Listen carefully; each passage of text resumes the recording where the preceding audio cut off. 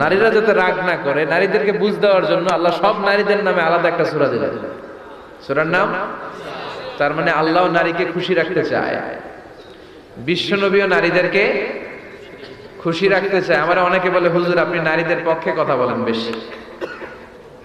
আমি সবার পক্ষেই বলি, যার যেটা অধিকার তাকে সেটা দিতে হবে, ঠিক কিনা? নারীরা সম্মানিতা, তাদেরকে সম্মান দিতে হবে। বিশ্বনবী তাদেরকে সম্মান দিতেন। মা আয়েশাকে বিশ্বনবী সবসময় আগে সালাম দিতেন। সুবহানাল্লাহ পড়ে।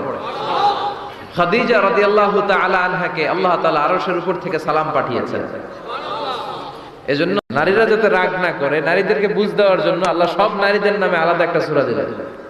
সূরার নাম, তার মানে আল্লাহ নারীকে খুশি রাখতে চায়, বিশ্বনবীও নারীদেরকে খুশি রাখতে চায়। আমরা অনেকে বলে, হুজুর আপনি নারীদের পক্ষে কথা বলেন বেশি। আমি সবার পক্ষেই বলি,